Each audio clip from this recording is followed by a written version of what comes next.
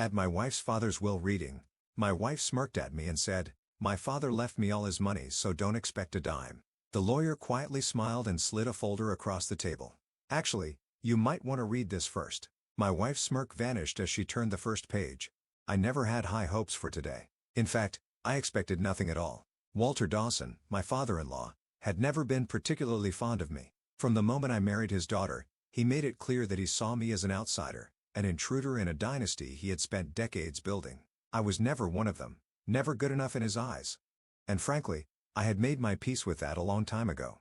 But my wife, Marissa, was a different story. She was the golden child, the cherished daughter, the one who could do no wrong. Spoiled since birth, she had always carried herself with the entitled confidence of someone who knew the world would bend to her every whim. She assumed.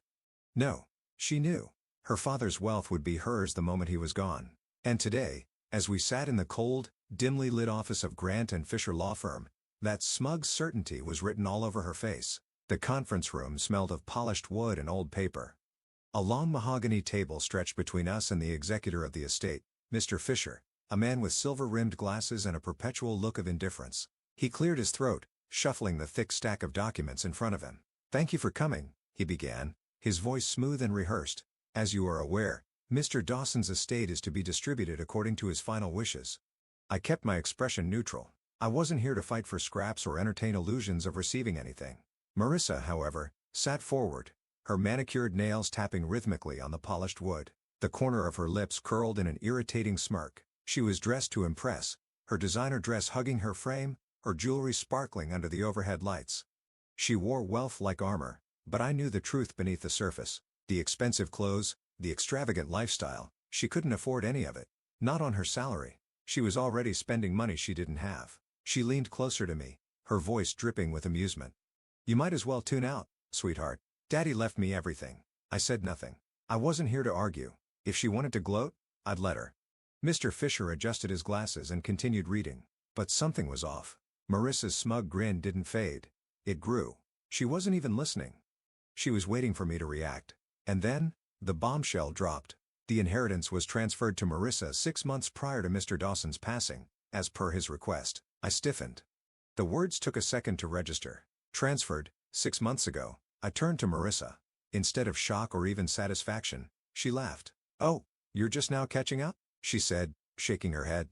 "Yeah, I already got the money and spent it." I just stared at her, my blood running ice cold. She wasn't gloating over inheriting wealth. She was mocking me because she had already burned through it.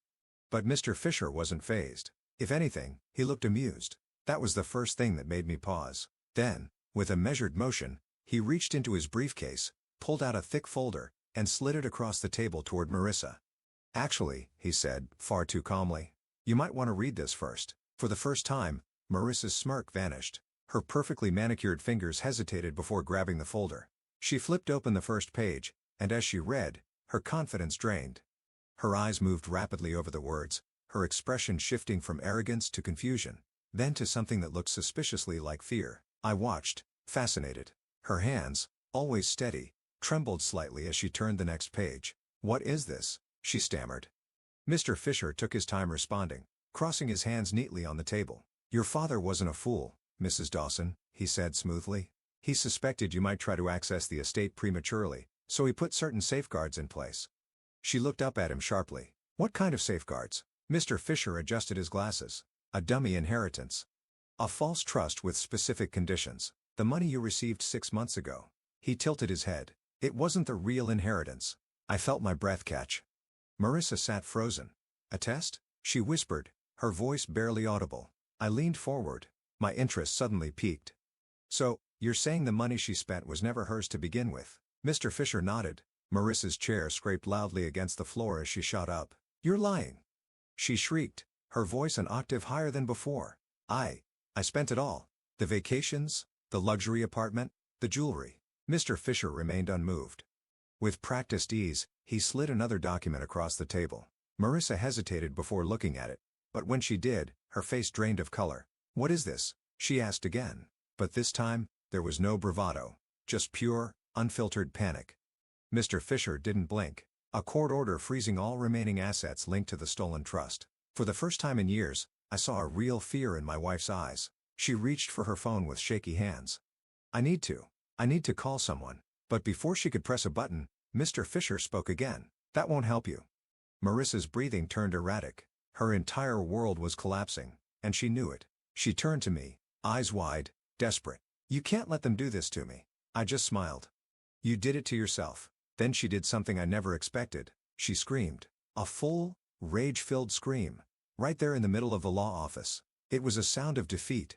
Of a woman who had spent years believing she was untouchable, only to realize too late that she wasn't. Marissa had played herself. And I just sat back and enjoyed the show. The moment we left the law office, the weight of what had just happened began to settle in. But while I was still processing the sheer brilliance of Walter Dawson's final play, Marissa was spiraling. She stormed ahead of me, her heels clicking against the marble floor, phone gripped so tightly in her hand that I half expected the screen to shatter. I watched, almost amused, as she kept hitting redial, her perfectly manicured fingers trembling with each failed attempt. Pick up! Pick up! Pick up! She hissed under her breath, eyes darting back and forth like a trapped animal. Whoever she was calling wasn't answering. Not that I blamed them. Who would? I let out a slow breath, stuffing my hands into my pockets as I followed her out of the building. The air was crisp, sharp with the scent of rain, but the storm outside was nothing compared to the one brewing inside my wife. Correction, soon-to-be ex-wife. By the time we reached the parking lot, Marissa had given up on her phone and spun around to face me, her face twisted in something between fury and desperation. You knew, didn't you? She accused, her voice shaking. You knew my father was going to pull something like this. I raised an eyebrow. If I knew, do you think I'd be standing here so calmly? Her nostrils flared. You think this is funny? I tilted my head, pretending to consider it. A little. That was the moment she lost it. She lunged at me, hands curled into fists, slamming against my chest like an angry child throwing a tantrum. I lost everything, she screamed. Everything, you smug bastard. I caught her wrists mid-swing, holding them still. No, Marissa, I said evenly. You spent everything. She yanked her hands free, staggering back like I had slapped her. For the first time in years, she looked small, vulnerable. The layers of arrogance, entitlement, and designer clothes couldn't mask the undeniable truth. She had played a game. She wasn't smart enough to win, and she had lost. I can fix this, she whispered, more to herself than to me. Her eyes flickered with desperate determination. I just need to. She turned back to her phone, scrolling through her contacts with frantic movements. Her breath hitched when she found the name she was looking for. She hit call. I leaned against the car, crossing my arms over my chest. Let me guess. She held up a finger, silencing me. I smirked. Too late. Calling your lawyer? I continued, ignoring her glare. Or maybe one of your little friends who helped you burn through your fake inheritance?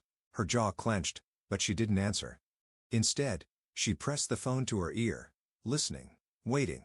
And then, her face fell. The call had gone straight to voicemail. I let out a slow, mocking whistle. Oof. That's rough. Marissa snapped her head up. Shut up. I grinned. You know what's funny? Just this morning, you sat in that office, smirking like you were untouchable. Like you had already won. And now? I gestured at her phone. You're alone, Marissa. No one's answering, are they? She swallowed hard because she knew I was right. The people she had surrounded herself with, the ones who had eagerly helped her spend every dime of what she thought was her inheritance, were nowhere to be found now that the money was gone. And that was when the panic truly started to set in. Her hands shook as she dialed another number, then another, and another. Every call went unanswered. Her breath grew uneven. This can't be happening, she muttered, fingers curling into her hair. This isn't real. I exhaled through my nose, watching her unravel. I should have felt bad. I didn't, because for years, I had watched her do this to others. I had watched her lie, manipulate, and discard people the second they were no longer useful to her. I had seen her humiliate waiters for bringing her food out a second too late. I had witnessed her mock struggling single mothers for not being able to afford designer clothes. And now? Now, she was the one no one wanted to be associated with. The irony was poetic. Marissa let out a shaky breath, turning her attention back to me. Her blue eyes were glossy with unshed tears. But I knew better. These weren't tears of remorse. They were tears of self-pity. She took a slow step forward. You wouldn't let me lose everything, she whispered. I blinked, then laughed. Actually laughed. Oh, sweetheart, I said, shaking my head. You lost me a long time ago. That was when she truly understood. She had been so sure I would always be there.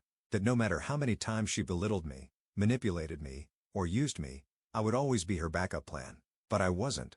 Not anymore. I opened the car door and stepped inside. Marissa, still standing there in shock, moved to grab the handle. Wait, I locked the door. Her face contorted. You're leaving me here? I rolled down the window just enough to see her properly. Oh no, Marissa. You left yourself here. Her breath hitched. I don't have any money. I don't even have a way home. I tilted my head. Sounds like a you problem.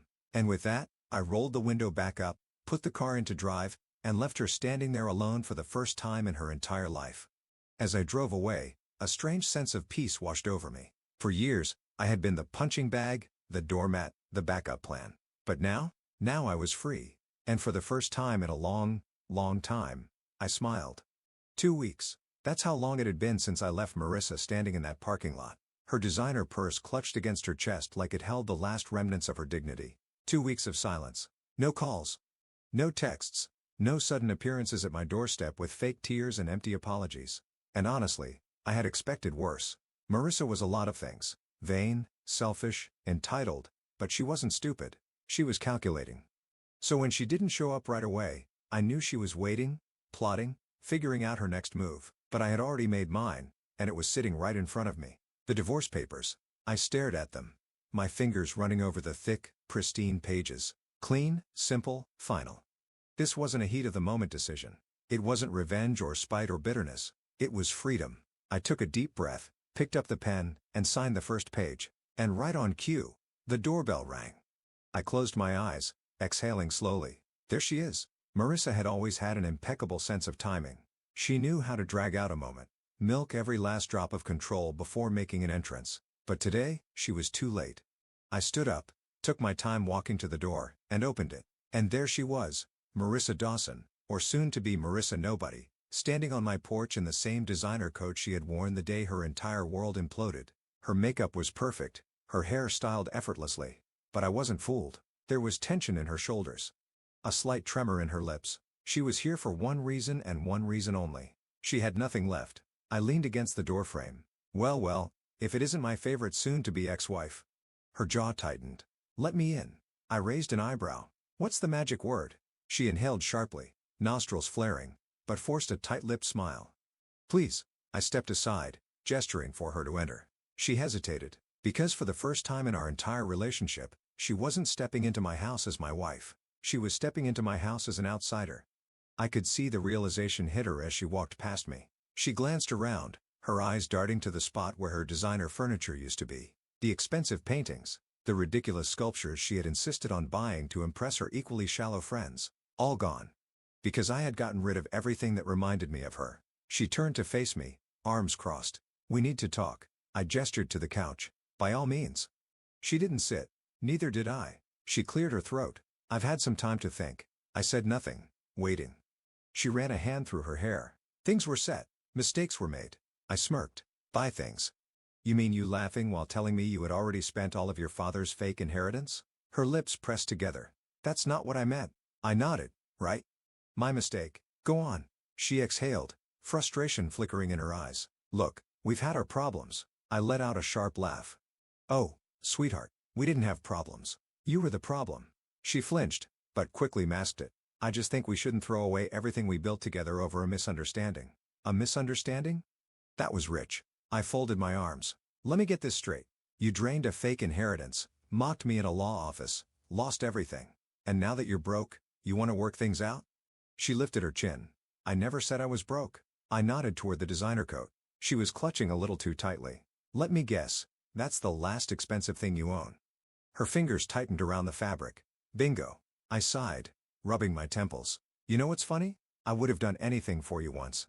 Her eyes softened as if she thought I was about to fold, but I wasn't. I met her gaze, my voice steady. But now, I wouldn't waste a single second on you. She inhaled sharply. You don't mean that. I laughed. Oh, I do. I walked past her, grabbed the divorce papers from the table, and slapped them against her chest. She grabbed them instinctively, eyes widening. What's this? She asked, her voice thin. I smirked. Your final exit ticket. She flipped through the pages, scanning them frantically, her breath quicker. Shallower. Her head snapped up. You're divorcing me? I shrugged. Figured I'd save you the trouble of plotting some ridiculous comeback plan. She swallowed hard. You already signed it? I nodded. She stared at me like she had never truly seen me before, like she had spent years underestimating me, assuming I would always be there, always willing to clean up her mess, but I wasn't her safety net anymore. She shook her head, taking a step back. "You don't have to do this." I tilted my head. "And what exactly is stopping me?" She was quiet for a long moment. Then, her last pathetic attempt. She sighed dramatically, letting the papers slip from her fingers onto the table. And when she looked up at me again, I saw it. The manipulation. The same old tactics. She took a slow step forward. Then another. Her lips parted slightly, her eyes softening, pleading. "You don't have to do this," she repeated, but softer this time. I watched her lift a hand, her fingers brushing against my chest. A deliberate touch, one I had fallen for 1,000 times before. I smiled. Then I took a step back. Her hand fell. Her face twisted. And that was the moment she knew she had lost. She let out a slow, shaky breath, her mask finally cracking. "So that's it." I nodded. She sucked in a breath, eyes flickering with something dark. "You'll regret this." I smiled wider. "No, Marissa. You will." She glared at me for a second longer, then grabbed the divorce papers, her hands trembling slightly. She stuffed them into her purse, turned sharply, and stormed toward the door. And as I watched her leave, I felt lighter, like I had just let go of a weight I didn't even realize I had been carrying. The second the door slammed behind her, I exhaled. Finally, free. For the first time in years, my house felt peaceful. No sharp insults disguised as jokes.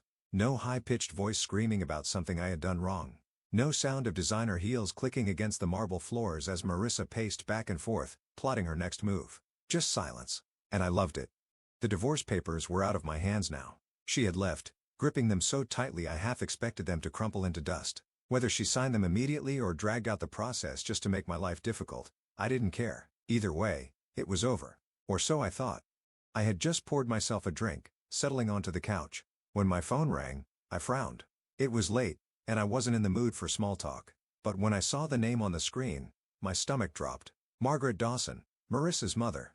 For a split second, I debated ignoring it. The Dawsons had never been particularly warm toward me. And now that I was divorcing their daughter, I didn't see why that would change. But something felt off. Margaret never called me, not even when she and Walter were still together.